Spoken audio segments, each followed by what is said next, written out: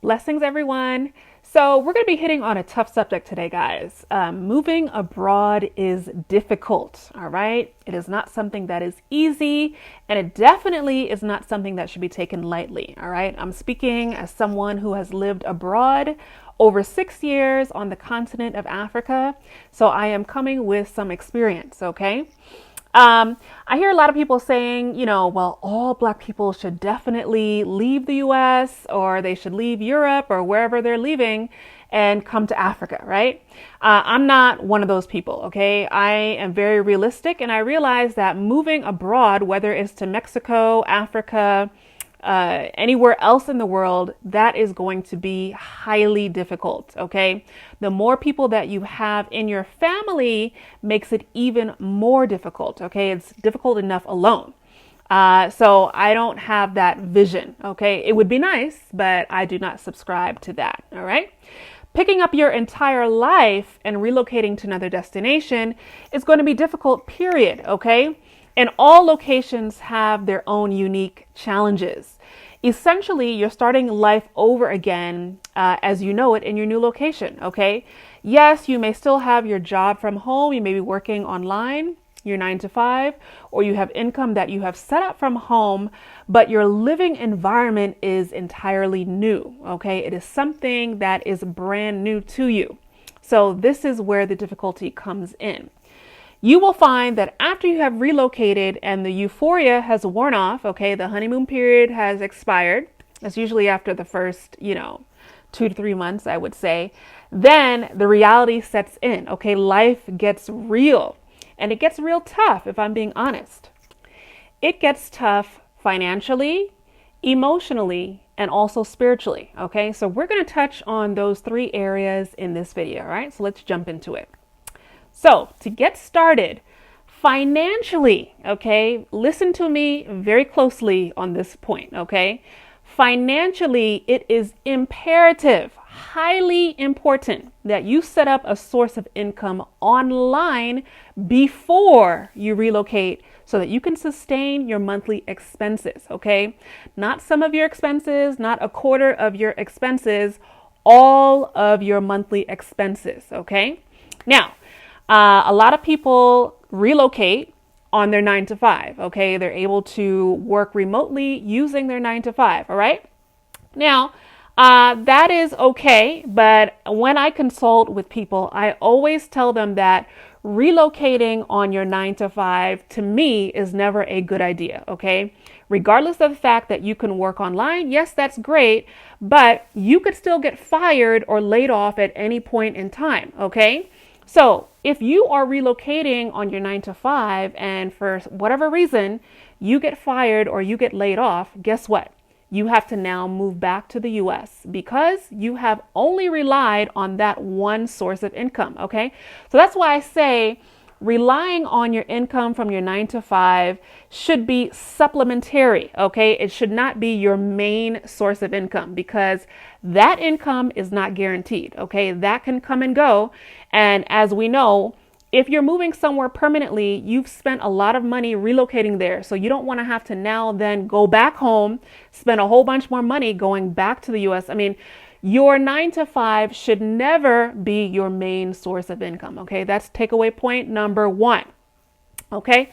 I always recommend that in addition to your 9 to 5, you must have a source of income online that can sustain your monthly expenses. Okay. Your 9 to 5 again is supplementary, and your income online should be something that sustains all of your monthly expenses. All right.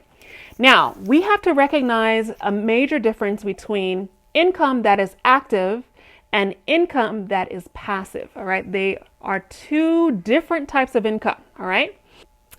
Active income is income that you have to actively work at in order to get paid. Okay. So for example, I teach online. All right. I teach English, but if I'm not teaching English online, okay, I'm not going to earn money and therefore I'm not going to get paid. Right.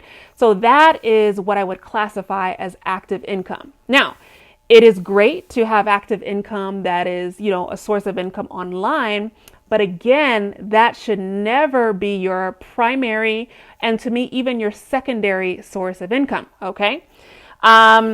Passive income is what I always recommend as the number one source of income that you need to set up before you move. Okay. Passive income is a source of income that does not require your active time in order to generate the money. Once you set up the passive income initially, then it's hands off from there. The income still comes in on a regular basis and it does not require your time. All right. Examples of passive income are rental income, YouTube ad revenue, online courses, writing books, pension for my retirees out there. Let's think about it. A lot of people always mention, especially in Rwanda, that retirees are just living their best lives, out here. And it's true. They are living the life. And when you think about it, retirees, wherever they choose to live, they are living their ideal life because they're not having to actively work for their money. Okay. Their pension is kicking in and they're not having to report in to do work online. The money is flowing every month to them. Okay. So this is the model that we should use regardless of whether you're retired or not. Passive income is the only way to go, in my opinion, if you're thinking about moving abroad. All right.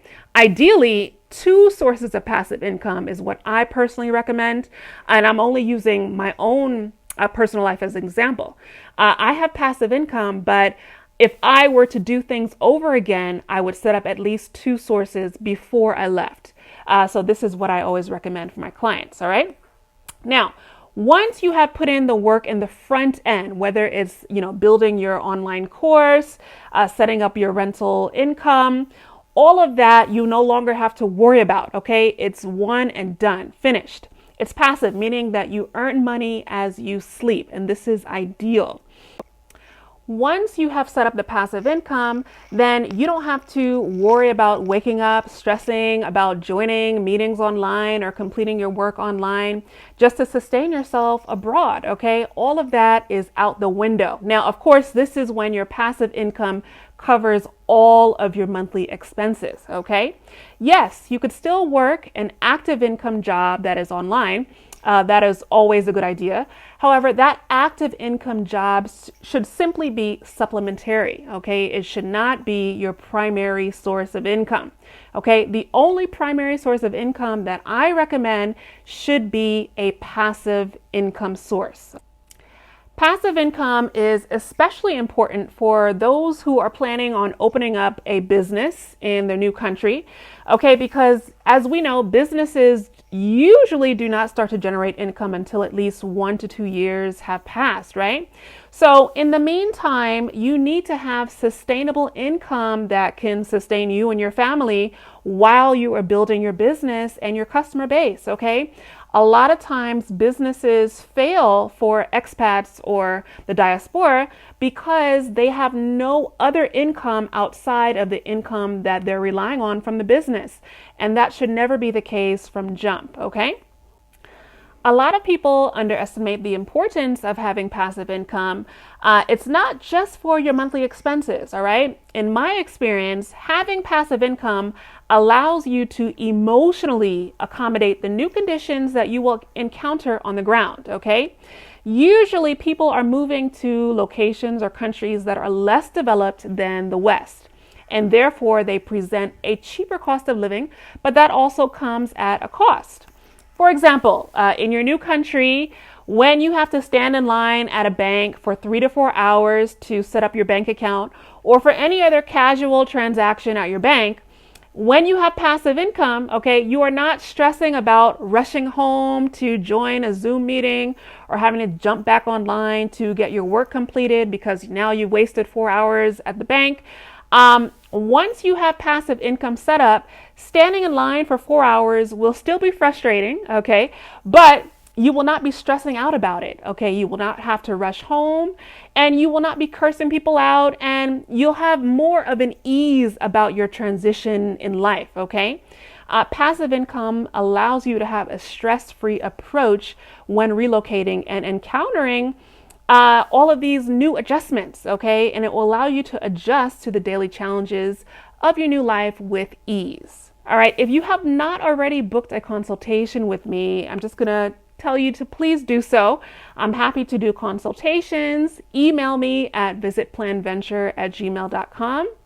I'll also have it in the description box below. Again, I have over 6 years of experience living abroad, and I'm happy to consult with you if you are planning a move, regardless of whether it's to Africa or any other location. Now, remember I said the passive income must cover all of your monthly expenses. And you might ask yourself, well, how am I going to know what my estimated monthly expenses will be when I relocate? All right, I'm glad you asked. You must visit the country first, okay? I'm seeing so many people pack up their whole lives, move to a whole different continent, okay? A whole different continent without visiting first, okay? This is setting yourself up for failure, okay?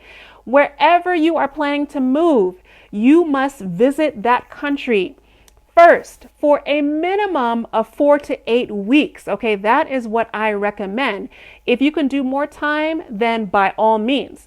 Visiting for 3 weeks or less is a vacation, and you are going to set yourself up for a very rough transition upon relocation. Okay, I personally visited Rwanda multiple times prior to moving here.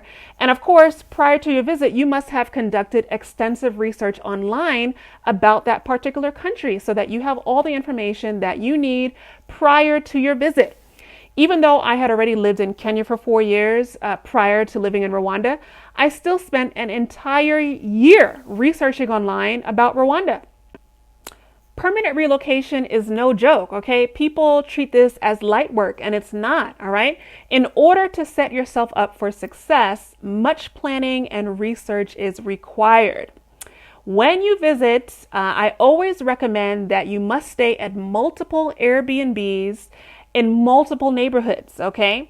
You need to get a feel for the areas that you like so that when you are moving now permanently, you know which areas to focus on to find your rental property, or if you're buying a property, to find the property that you want to buy.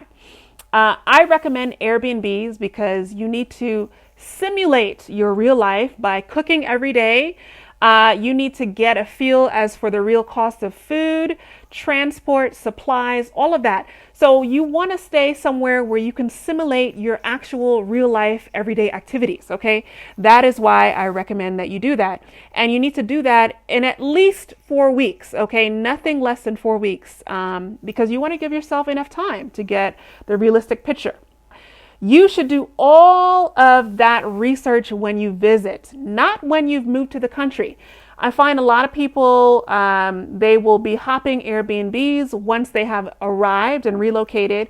That is not the time to do that, okay? First of all, it's very expensive to be lugging all of your children, all of your supplies and all of that, your multiple suitcases with you once you have landed. You want to do all that research when you are visiting, okay, prior to your relocation. And please understand, if you are relocating with children, okay, you must give yourself even more time, not only researching online, but also when you're visiting the country to see if it'll be a good fit for your kids. For example, if I had 1 or 2 kids, I would have to extend the research time significantly because now the concern is for the best interest of the children. It's not just about me or me and my spouse, right? So you need to extend that research time significantly. And of course, on this channel, I encourage everyone, whether you're single, married with kids, etc., whatever your situation is, to relocate to live simply and strategically small, okay? I have a whole playlist on how I'm currently living tiny and how I was living tiny before I relocated, which is what has helped me to actually relocate independently. Do not relocate abroad and live like a tourist or an American. You must budget, downsize, limit your expenses, and live like a local as much as possible. So the next point is emotional. Emotionally, moving abroad is very difficult, okay? After the honeymoon period has worn off, you will have many, many days, many weeks of missing your friends and family members back home. And this is completely normal. You must understand this is something that is part of the natural part of relocating and moving your entire life to a different location.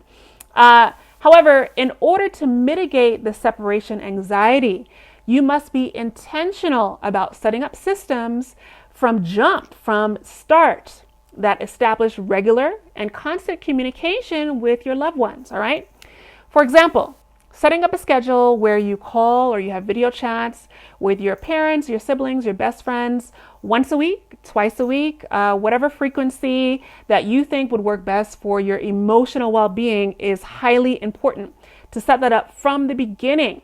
The more you establish a routine, the easier it will be for you to get through those tough times of feeling lonely, homesickness, and understand those times will come more frequently for others. And so you need to have this routine set up. This boils down to knowing your personality and what you personally need for your emotional well-being. All right.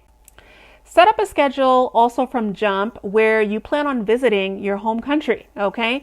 That might be once a year, once every 2 to 3 years, whatever schedule you think would work best for you emotionally and financially, okay? Set that up from jump so that you have something to look forward to and you can be reunited with your friends and family on a regular schedule.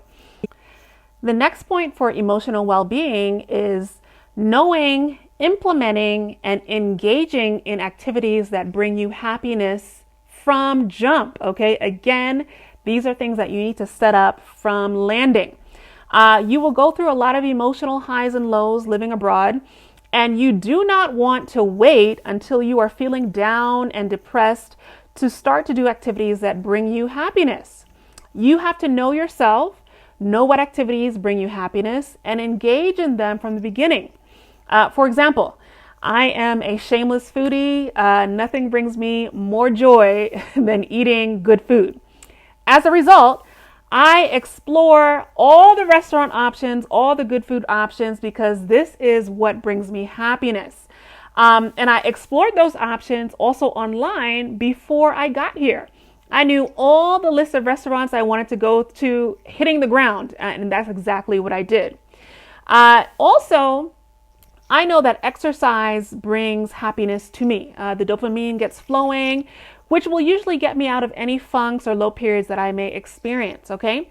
So rather than wait until I feel down, I exercise regularly as a preventative measure so that I am not experiencing periods of feeling low.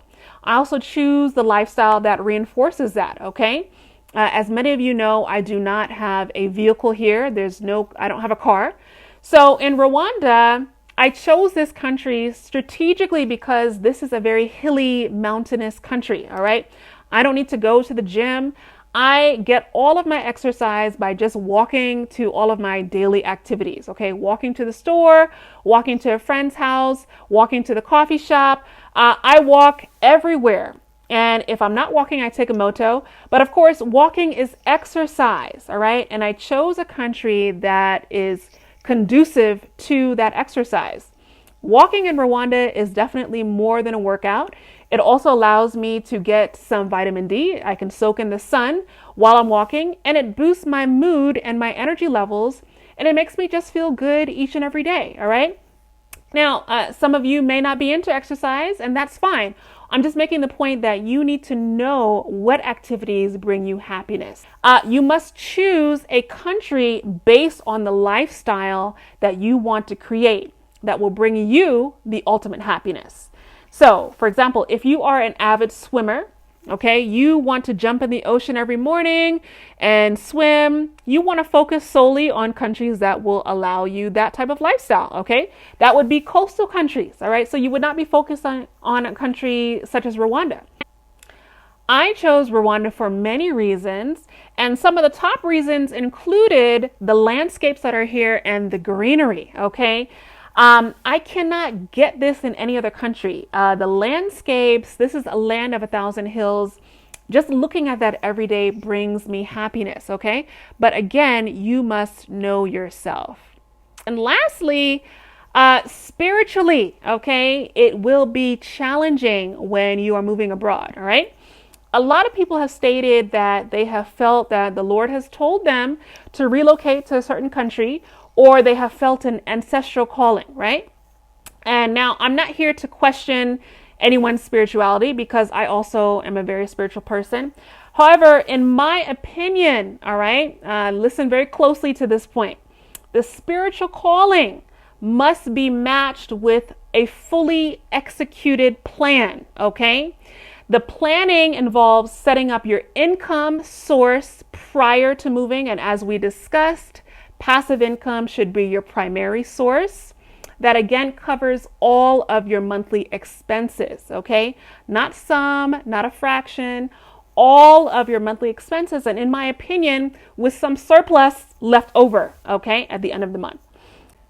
Do not move. I repeat, do not move or relocate to any country until your spiritual calling has matched up with a passive source of income that can cover all of your monthly expenses. Okay, those two things must be in sync. Until they are in sync, do not move. Okay, that is just my opinion. That is my recommendation. All right, I hope you guys have learned something from this video. Again, I am very happy to do consultations. All the information is in the description box below. Talk to you guys soon. Have a blessed one.